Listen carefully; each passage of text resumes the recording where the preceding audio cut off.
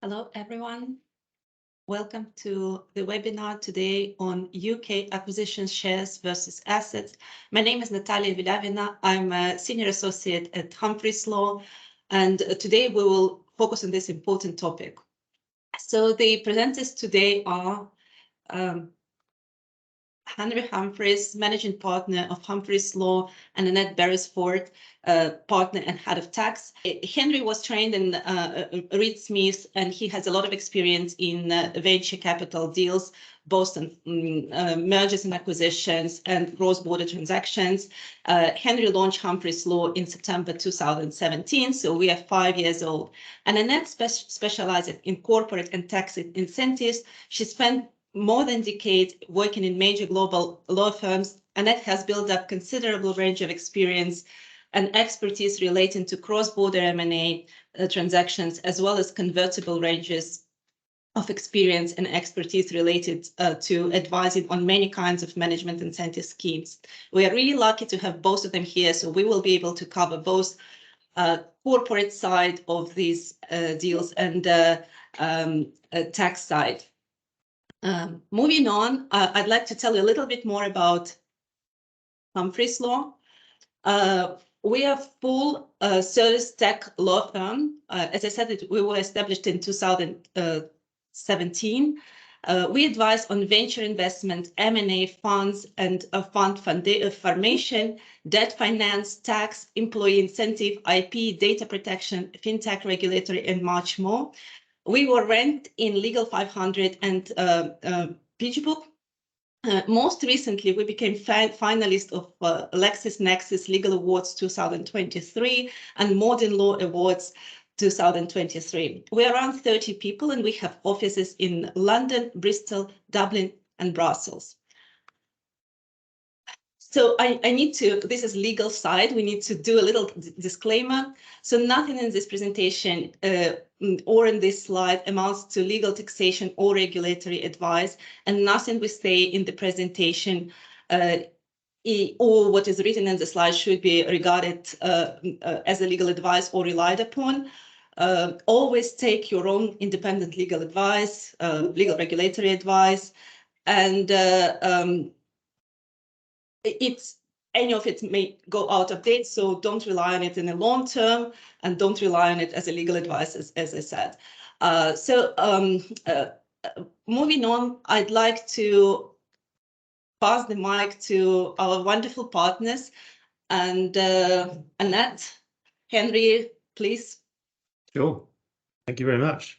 Thanks to everybody for joining. You can see actually we've got quite a good number of people online already, which is tremendous. Actually, I can see there's a few people we know and a few people that perhaps I don't know anyway. So good to see a good mix of people there. Thank you, Natalia, for that wonderful introduction.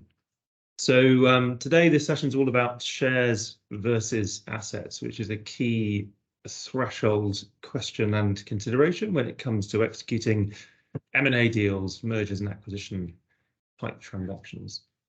So today we've only got an hour, and in fact we've eaten into the hour already, so we will move at pace, although hopefully calmly and steadily through, but we will cover the key differences between a share deal and an asset deal, pros and cons of running a share deal, and then the tax considerations of share deals, or tax considerations that need to be thought about when you're executing share deals, the pros and cons of an asset deal, and then equally there are tax considerations, and crucially different tax considerations that come into play when thinking about buying the assets. If we've got time, we'll touch on the finance and security issues that come into share deals and asset deals, but by finance and security there we essentially mean third-party debt, and crucially third-party debt that may be secured against the assets of the target or selling company. And then if we've got time right at the end, we'll talk about hide downs potentially, which I know is something that Annette in particular has some experience of, although within the sort of venture tech sector you see less of them, should we say. So there we go, that's a summary of what we're discussing today. So I think I'll take this first slide and then stop speaking in a minute, but So what are share deals and what are asset deals? So when it comes to thinking about mergers and acquisitions, there's a variety of different ways in which you can structure transactions. In fact, there's a very broad rainbow kaleidoscope of different ways in which you can structure transactions. But at the heart of it, somebody's normally buying an asset of some kind, and almost the first threshold question that needs to be answered when you're structuring a deal. The first thing to be thought about is, are you buying the assets of a company, or are you buying the shares of the company? And the answer to that question takes you down two radically different paths. And with share deals, shares are a type of asset, particular type of asset. A share is a type of real property. It's shows in action for those of you that went to law school and are interested in these things. And it is something that can be passed from buyers to sellers according to various different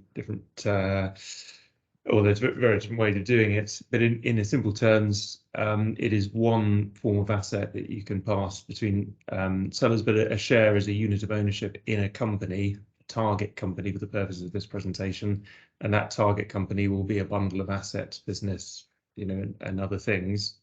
So a share deal is normally a very easy way of passing ownership from one person to another. And I'll start the presentation by saying that the majority of M&A deals that you see will be share deals, and probably the reason for that is that it's the most simple way, the easiest way of passing ownership of a business from one person to another. However, you don't have to buy and sell the shares. You can instead buy and sell the assets of a business. And that is a different deal, because there, rather than as with a share deal, where you have the holders of the shares selling their shares in the target to a buyer, with an asset deal, you have the company itself, which you wouldn't call the target on an asset deal, but the company itself selling all or some of its assets and or business to the buyer. And I suppose before we move to the next slide, the next key difference to get yourself very comfortable and familiar with is that on a share deal, the proceeds of the share deal are going to be passed, absent anything else going on, passed to the holders of the shares, the sellers of the shares. And on an asset deal, the proceeds of the sale, payable in each case by the buyer, will be paid to the company, which will be the seller, and that cash, or whatever other form of consideration it is, then belongs to the company. And if the intention is then to get it into the hands of the shareholders of the company, there is then a further step required and further tax points and thoughts and considerations that need to go into how you get those proceeds into the hands of the shareholders. And again, that is more complicated than simply selling the shares and passing the proceeds from buyer to seller. So first up, we have a share purchase. And again, this is the most common form of M&A deal. Again, for reasons of simplicity, if nothing else, probably the easiest way to buy a business is to pass the shares from the current holders to a new holder. And at its simplest form, you can do that with just a stock transfer form. Those deals can, in theory, absent anything else going on, be structured in a very simple way indeed. So you've got the pros there on the left-hand side.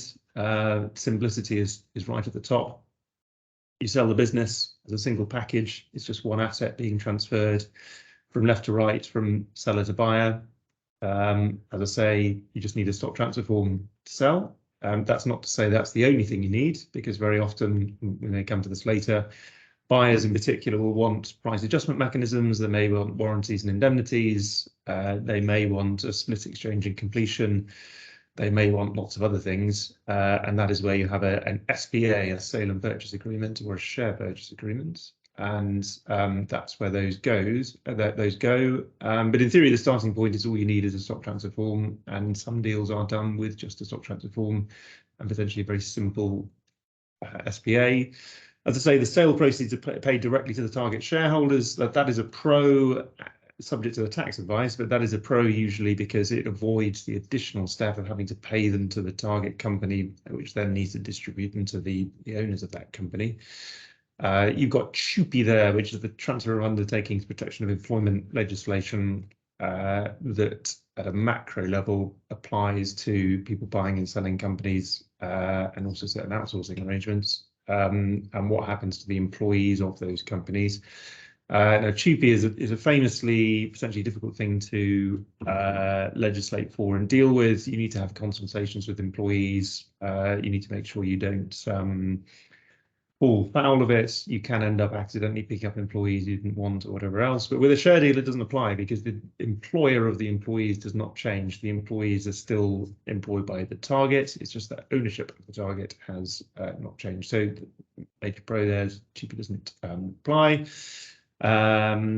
Last one there as well, professional costs are typically lower than on an asset deal, and that's not to say that they always are, but typically they are. And the reason for that is that, again, simplicity and well-worn market practice and following routes that others have followed for many years previously normally ends up resulting in lower legal fees. And conversely, if you don't do those things, you're normally doing something new, novel, one-off, bespoke, whatever else, and that normally increases fees. And probably on an asset deal, there is a greater risk of doing a bespoke or one-off deal for reasons that will come to shortly, but mainly because you are cherry-picking the assets and not following a share deal. You've got the cons on the right-hand side there. Obviously, the key one is that when you buy a company, you buy the assets, but you also buy the liabilities all wrapped up in a single package. So you obtain the company as a buyer, so-called warts and all, that may be an issue on some deals, and that is why you look at things like price adjustment mechanisms, warranties, indemnities, and so on in an SPA. With a share deal, because you do pick up the liabilities, the buyer typically will want to carry out extensive due diligence on the target. It's buyer beware in the UK, many other jurisdictions, certainly common law jurisdictions. So that means if there are liabilities there that you didn't know about, well, you pick them up and the buyer takes them on effectively, unless it's agreed something different. So on share deals in particular, you will want to carry out extensive due diligence on all the usual subject matters, the share capital, historic acquisitions, employment, pensions, real estate, IP, commercial contracts, data protection, regulatory side of whatever the business is doing, all of that kind of good stuff. With a share purchase, the third con there is you've got typically 100% shareholder approval is required. Now that's fairly obvious when you think about it, because you've got to buy all the shares. Typically, buyers will only ever want to acquire 100% of the share capital of the target company for obvious reasons.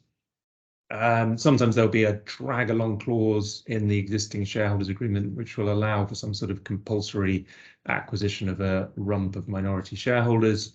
But those can be difficult to execute and make it a bit more complicated.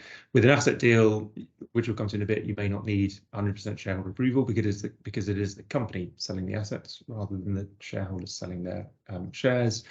Just to finish off on cons, when it comes to selling the shares and moving ownership of the company, there is almost always what would be, if you sold 100%, a so-called change of control, which is a big subject in and of itself. And there's lots of different statutory meanings of change of control that apply in different circumstances, many of which go to tax and some of which don't.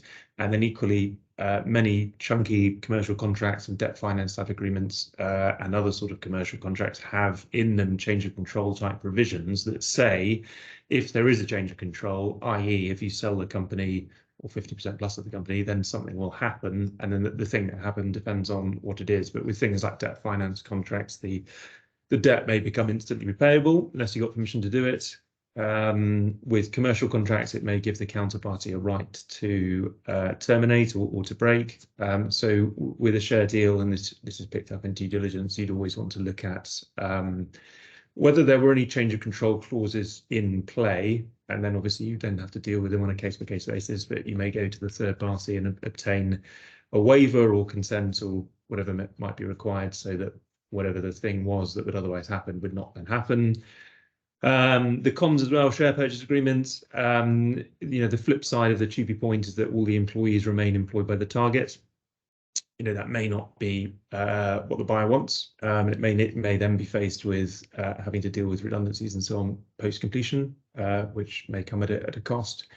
And that's particularly relevant in distressed type scenarios where a buyer is interested in picking up the tech, the core team, maybe the cherry picking the best contracts, but doesn't want to acquire all the employees. And we'll come to that in a second. That's where an asset deal, one of the circumstances in which an asset deal could work quite well and could be thought about. And then with shares, where you're moving shares from left to right, potentially issuing shares as consideration, there are certain financial promotion type laws and regulations to look at, but that is well beyond the scope of today's session. So that's the end of that slide. Sorry, it took me a while to get through. And then tax. Yes, let's move to some of the tax consideration in the share deal. Let's start with one of the cons, which follows what Henry just said, that in a share deal, the company is sold with everything in it, and that includes the entire tax history and potential liabilities from the past years since the company was incorporated. In fact, if the company was incorporated 20 years ago, it could have a very long tax history. So we have the buyer beware concept. So without extensive due diligence, the buyer won't know exactly what there is, and the buyer will normally require comfort and allocate the risk in the documentation. The share purchase agreement usually has a tax covenant, or there might be a separate tax deed, which typically says the sellers are responsible for past tax liabilities, which are in the company, which might come out to bite you later, and which have not been factored into the purchase price from the outset. There's also stamp duty, 0.5% of the consideration. And also to mention, if the company holds assets, which it normally does, just because the company is sold, there's no step up in the base cost that the company has in the asset. So if the buyer buys the company with a view to then just break it up and sell off the company's assets separately, that could then result in tax on chargeable gains if the consideration is significantly higher than the base cost. Let's go back to the pros. If the company has valuable tax assets, carried forward losses, for instance, these prima facie stay in the company, so can be used by the company after change of control. Although it has to be said that there are some fairly strict anti-avoidance provisions in the legislation.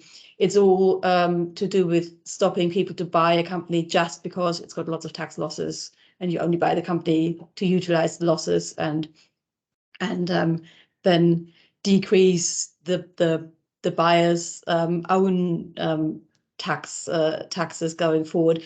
There's some very strict rules what you can actually use carry forward losses for, but it can be useful. Say a company is not very profitable at the time when it's bought, but the buyer thinks, oh well, I'll get this company going properly. But there are lots of carried forward losses. Future profits might be sheltered by those losses for a while at least. From the point of view of the sellers who are selling the company, that can have a beneficial tax outcome as well, depending on the application of relevant reliefs. Individual sellers tend to look at business asset disposal relief, which can get them to an effective rate of capital gains tax of just 10%. Corporate sellers, if the company is being sold, is owned by another company and which has had a history of owning it for long enough, and it's a trading company or trading group that's being sold, that might benefit from the substantial shareholding exemption, which means that the selling corporate entity won't have any tax on chargeable gains on that sale. Another nice thing about that relief is that it's automatic, so it's not a relief that needs to be applied for before it can be claimed. It doesn't have to be claimed, it's just there, but obviously it needs to be looked at to see whether it applies in the first place. Share sales don't normally attract VAT, so VAT is not normally a consideration in a share sale. There's lots of other tax considerations, of course, still, which we can't go through here, otherwise we'll be here all day. So let's move on to asset deals. Thanks, Anessa. That's brilliant. One thing I would just say is at a sort of macro level, if you're designing M&A type transactions or whatever, another key thing to just keep in mind is if it's a share deal, you've got to deal with the tax. And should we say that's not always thought about up front, and sometimes it's almost a bit of an afterthought shortly before you get to completion. And you can then end up with potentially nasty surprises that you're needing to deal with in the days or weeks leading up to completion, when really they should have been thought about at the outset. So on deals we do anyway, we have a brilliant tax team in-house led by Anessa. Tax is always thought about by design at the beginning. If you're involved in any sort of M&A transactions, I would make sure that whoever is involved is following a similar type of approach. So here we go, an asset deal. So again, as I say, share deals, you're moving shares from left to right. Shares are a form of asset themselves, and shares are effectively a unit of ownership in a company. There are some circumstances where you might not want to buy the shares and essentially acquire ownership of the company in its current state. Where so, the next thing to then think about is, do you want to then do an asset deal? And the major pro of doing an asset deal is that you are able to cherry pick the assets. So if you're presented with a balance sheet for the otherwise target company in detail, you can go through it and work out which bits of it you want to acquire.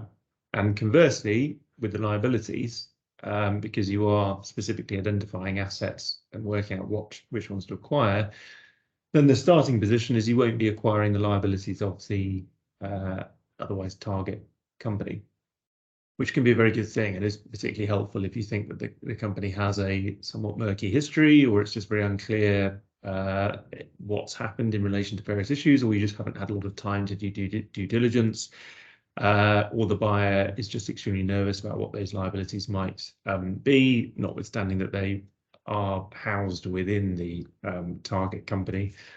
I wouldn't per se immediately go on and infect the rest of the buyer group.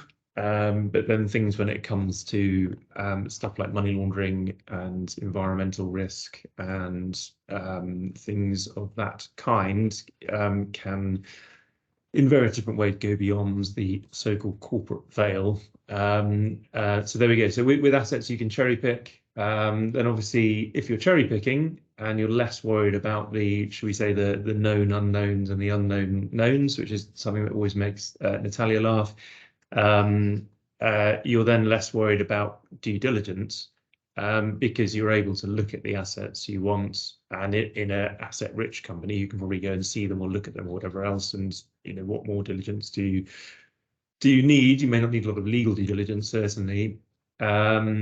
And then, as I say, there, the last point is that where there's significant risk involved, which is particularly the case in a distressed kind of scenario where the company's about to go bust, or might go bust, or has had just severe difficulty in some way or other, then it might be that the asset deal is the best place to go. There's another pro there, which if you follow those four things through, then in theory, you could end up with a lot lower costs than you would on a share deal. And the reasons for that is that you don't need to carry out any or as much due diligence. You don't necessarily need to worry as much about price adjustment because there's lesser risk involved. And then Anessa will come to the tax in a minute. When it comes to tax and other liabilities, you can be much more confident that you're leaving them behind and not picking them up. So in theory, at least, and this is not always the case, but in theory, at least, that then makes the transaction more simple and therefore less expensive. But there are some cons, and they're on the right-hand side there.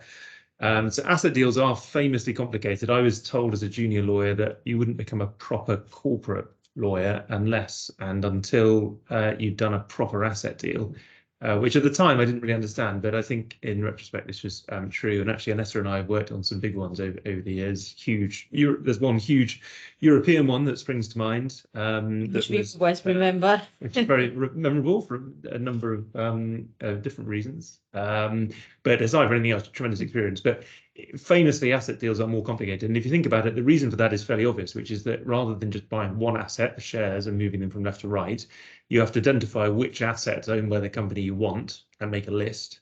And then you have to go through and work out how to transfer them. And there is a qualitative difference between different sorts of assets. So how you transfer real estate and move that to the buyer is a qualitatively very different thing from how you transfer intellectual property, for instance. And then even within intellectual property, for instance, there are different ways of assigning copyright in code, which may not need any public registrations or anything like that. And that is different to moving trademarks around, which probably will, if they're registered, need to be registered online and so on. And then again, dealing with patents and things like that is different again. As and when you come to other things like goodwill and cash and book balances, all this kind of stuff, it can become very knotty, certainly from an accounting perspective, and there's various tax issues to think about that Anessa will talk about in a minute. So you can probably see you've moved with a share deal from a scenario where you're just moving shares from left to right, and in theory, at least, you can just use a stock transfer form, to a scenario where you've got to look at all the different sorts of assets and work out all the different ways that you move them from left to right. And all those different ways have to be put into an SPA, or sale and purchase agreement, or what's sometimes called an APA, an asset purchase agreement. But either way, all the different mechanics of moving them from left to right have to be put in, and that just makes it more complicated. Some more pros there on the left. Remember, I mentioned this previously, with an asset deal, it's the company selling. You have limited involvement from the shareholders who are not also directors, managers, because it is the company selling. So in theory, at least, you don't need 100% shareholder authority to sell. Beware though, because often investors will have consent rights, veto rights, that sort of thing, that mean you have to go and talk to them and get their permission for obvious reasons before you sell all the assets. Beware also the regime around unfair prejudice, and even though minority shareholders may not have an express veto or consent, if the whole transaction is being put through in a way that very seriously prejudices them, and it is done in simple terms to screw them over, should we say, then there may be some remedies there from smaller shareholders. And second point there around financial promotion, financial assistance, and so on, may not apply. Again, that's well beyond the scope of this talk. Additional cons there on the right-hand side. Again, we've talked about assets, we haven't talked about customer contracts. So with a share deal, the customers will have contracted directly with the target company. And so buying the shares in the target company does not impact on that relationship per se. However, beware change of control clauses, as I mentioned. But with an asset deal, you have to go to each of the customers that the buyer wants, which might be all of them, and arrange for the customer contracts to be assigned or novated, or in some way moved from left to right, from the company to the buyer. And that is on a case-by-case basis. And if you've got thousands of customers, thousands of contracts, then you've potentially got a big job on your hands there. TUPE will bite, or may bite on an asset deal. You know what that means is if a company comes in, buys all the IP, all the data, all the contracts, all the customers, all the business, everything else, but just wants to leave all the employees behind, then probably what that means is that the employees under TUPE, irrespective of what the APA says, may be able to say, hang on, I have rights under TUPE, and actually this is a business as a going concern being transferred, and actually I have statutory rights here to move across and be employed by the buyer, on the same terms. And the buyer may then have a bit of a shock to find that all of a sudden it thought it had left the employees behind, but actually it's got a whole load of new employees from the otherwise target that it didn't have. This is often news to American buyers. I'm not sure in all states in the US there's equivalent legislation to GP. So this can come as a bit of a shock to them sometimes. Additional cons. Post-completion, I've mentioned there, so with a share deal, the consideration will flow from buyer to seller. The seller there is the shareholder, but with an asset deal, the seller is the company in which the shareholders hold shares.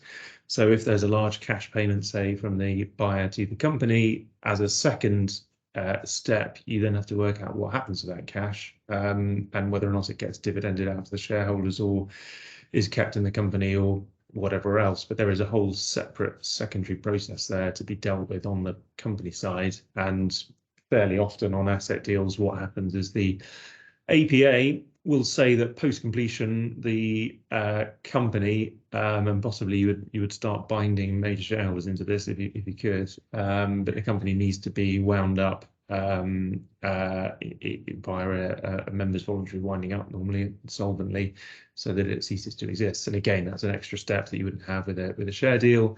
Lastly, there, overall costs are typically higher than on a share deal. I said, that's not always the case. Some asset deals can be extremely simple. If you just wanted to acquire 2 or 3 cherry-picked assets and absolutely nothing else, some copyright, a couple of trademarks, and 1 customer contract, for instance, well, you could just have a deed of assignment and a deed of novation, say, in a very simple APA, and it could all be dealt with in a very straightforward way.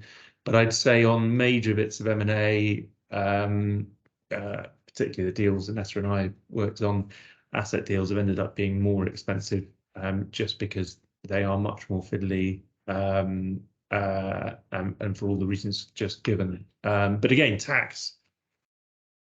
Yes, let's move on to tax. As Henry has already hinted at, if you have an asset deal, you think about what assets you want and they go across. From an accounting perspective, that of course means that some allocation will have to happen as apportioning the purchase price between the package of assets sold. The selling company will have to take a view if there's a tax consequence, if there's chargeable gains, and that not all assets might be treated the same way. So they have to take a view. The buyer also needs to take a view. One important point here is whether the package of assets actually constitutes a business, and the whole business, a functioning business, which is capable of separate operation, is transferred as a going concern, or whether you just get some cherry-picked assets which wouldn't together amount to a proper business that is being transferred. The difference is significant for VAT. If you have a transfer of a going concern, short of TOGC, then that falls outside the scope of VAT. Again, it's an automatic thing. You can't choose whether something is a TOGC or not. It is just what it is on the facts. If it is not a TOGC, then each transfer of assets you have to then check what the VAT consequences are, and the VAT consequences might differ between different types of assets. Some assets might be exempt from VAT on a transfer, typically real estate, unless you've been opted to tax with an option previously made by the seller. Other assets would be subject to VAT at the standard rate. So to get that right, you then have to think about it. You then have to, if you have assets which are VATable and some which are not, you then have to think about just and reasonable apportionment. You can't just decide that all your purchase price happens to be allocated to the one asset which is not subject to VAT. HMRC wouldn't quite buy that. So it gets potentially quite complicated. Henry and I have been working on asset deals before, where this has turned into a major enterprise to work out how to allocate the consideration and whether the buyer and the seller would agree to take the same view on that. It's usually helpful for tax, but it doesn't have to be like that, and whether you have a proper apportionment of the consideration in your asset purchase agreement, and that is sometimes really not straightforward. Some other cons. If real estate is being transferred, you have stamp duty land tax potentially. That is more in terms of rates than stamp duty on shares, which is 0.5%. If the company that is selling assets would have valuable tax assets like carried forward losses, they can't usually be sent across to the buyer, so they are lost. If the assets that are being sold include assets on which the seller has been claiming capital allowances, stuff like plant and machinery, then the buyer has to think about whether there might be, the seller has to think about whether there might be a balancing charge, which could be a further cost. And if there is one, they might want to factor that into the deal. Just very briefly how that works. Capital allowances is a way to give you tax relief for the depreciation of certain assets. It doesn't follow the amortization in the accounts, but there's a separate regime for tax. So the asset gets written down over time for tax purposes. If it's then sold for more than its written down value, then there might be some relief previously claimed that then has to be paid back to HMRC. The big pro is, as Henry's already said, that the buyer is not going to inherit the whole tax history of the company. So if we think there might be some dodgy stuff in the company on tax, they might have been doing some slightly racy things, which the buyer doesn't want to investigate properly, nor want to have the risk to take on, then the asset purchase might be the safer option. So usually you don't need to have as many tax warranties, and a tax deed or tax covenant is not required. There are usually a few tax warranties, and it's not the case that there's no tax to consider other than what we've already said. Because the employees are moving across, the whole sort of PAYE piece also moves across, and the buyer has to take on the whole employment tax compliance piece. That shouldn't be a surprise for the buyer. And then if you buy individual assets, another pro would be that from the buyer's perspective, the price paid for the assets will normally become the asset's new base cost. So if the buyer then sells an asset on, there should only be tax on chargeable gains to the extent the price for selling it on exceeds the base cost.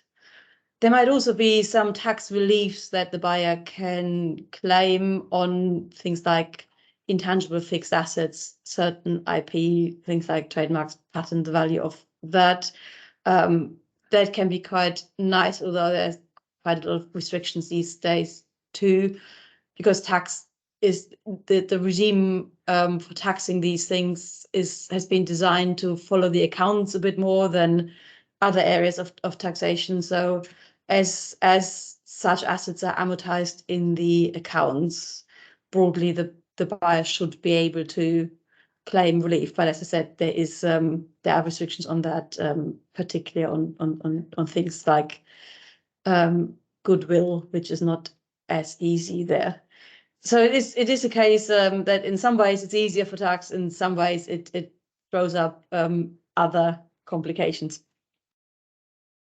Okay, just like quickly remind that we have like maybe 20 minutes left here. So we still have a couple of slides to cover, and then we will open it to Q&A. Please post your questions in the question box or just raise your hand. if you have any questions. So just like We'll fly through these last couple of slides. This one's about finance and security. But before I do that, I'll just say one practical thing about an asset deal, which just occurred to me as you're speaking there, is that where you're buying the assets from a group, a large group of companies. I'm thinking about one in the past in Esther where we had something like 40 odd countries, mainly in Western Europe, I think. Now, if you're buying that group as a share deal, it maybe you can just buy the topco.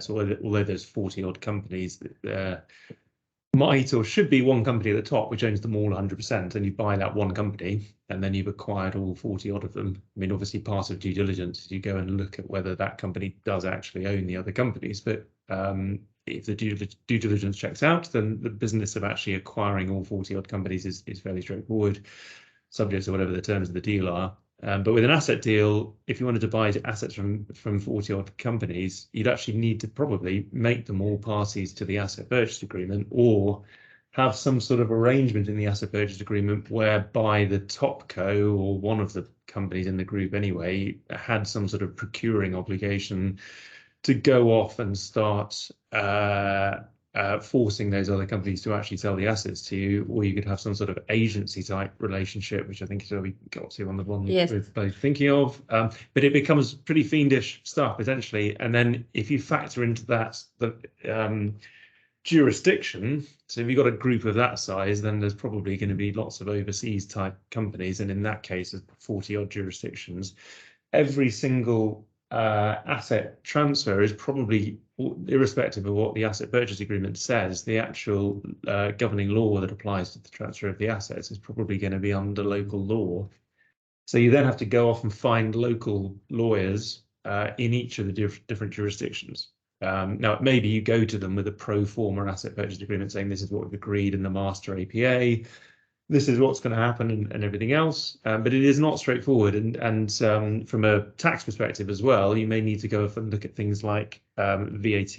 Another thing is on a jurisdiction by jurisdiction basis. And you can probably tell by what I'm saying that this becomes something of an exercise when you're dealing with 40 odd different companies. Whereas if you just transfer the shares in the topco, it's a UK topco, over from left to right, then that is under English law, the transfer of the shares, and you'd normally have an English law SPA, and the actual transaction documents probably wouldn't be governed by overseas laws. You might go and do due diligence on them, and you might need to find local lawyers to run bits of that due diligence, but that's a different point, and potentially a more manageable exercise.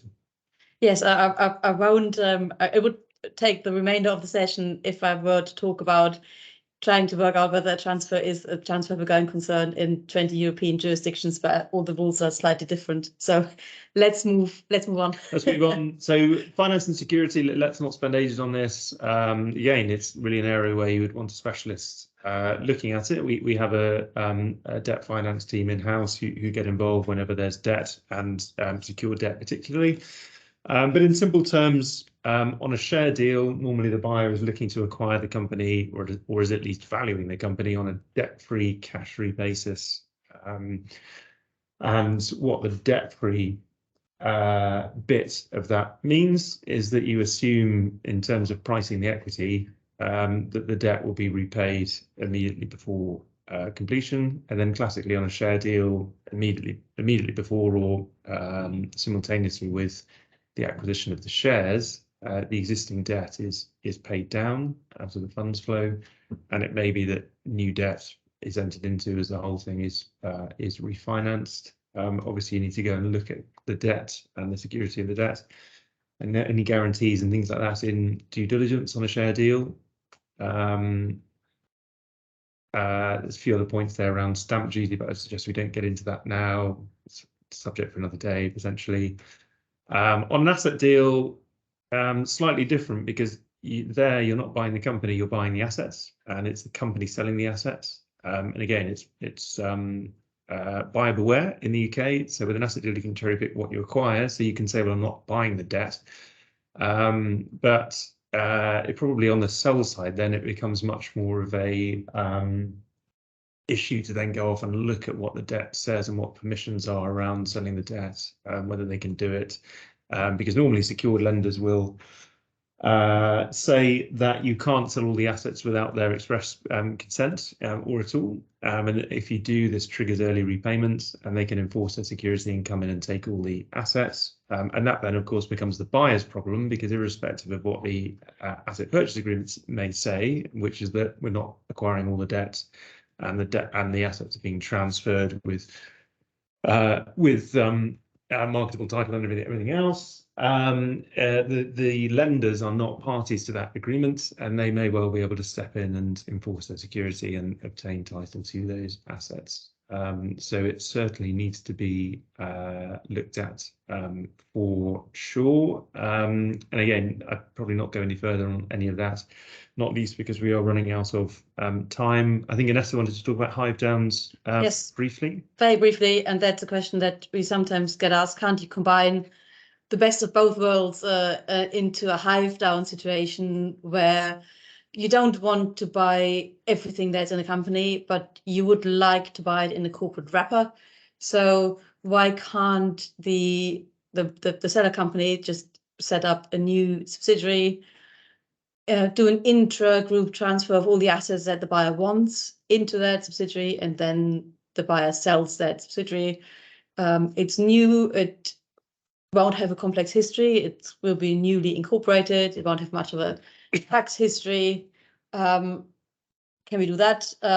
Theoretically, yes, we can do that, but with a bit of a caveat that this type of structure does require a lot of structuring considerations, in particular on the tax side.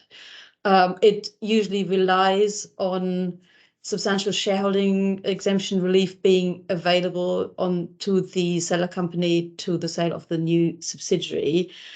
That is so because if you put the assets that the buyer wants into the new subsidiary, intra-group transfers can generally be done at no gain, no loss. So that doesn't by itself give rise to tax on chargeable gains for the transferor, so the seller company.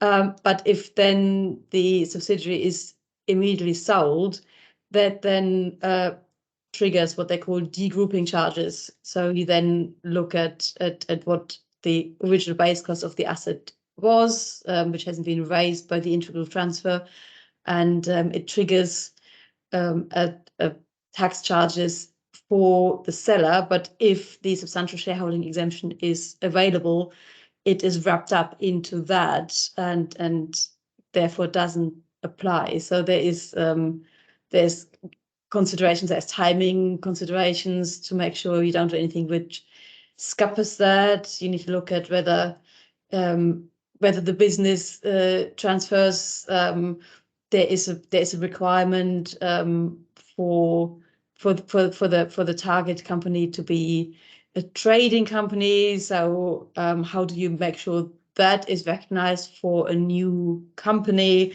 There is quite a lot to consider. So in practice, it's only done when it's a big enough deal to justify it. There's also the opposite, which we haven't dealt with here, which is a so-called hive out, where we say, well, the buyer will buy the company which has everything in it to start with, but before, if it's say it's part of a group, if the company has things in, if the target company has things in it that the buyer doesn't want, then you could transfer them out first, so the buyer doesn't get them. I won't go into it any further because we are running short of time. There's a lot to consider. There's a lot of anti-avoidance rules as well. It's something we can always look into in an appropriate transaction.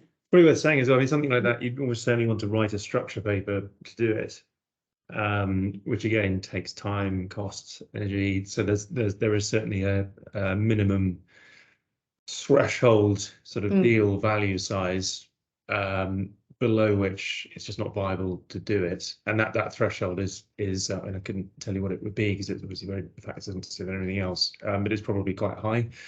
But certainly for doing sort of smaller scale tech M&A, most of that is normally sort of below that sort of threshold. So this is sort of not normally, you know, if you're thinking about at the moment, a lot of tech companies are, shall we say, struggling in an environment where capital has become more expensive and scarcer, which is the driver for that. Then a lot of those bits of mid-market M&A are probably subscale to be getting into doing serious tax structuring of this kind, I would say. But equally, if you're doing much larger deals and everything else, you can be getting into this and writing structure papers and everything else.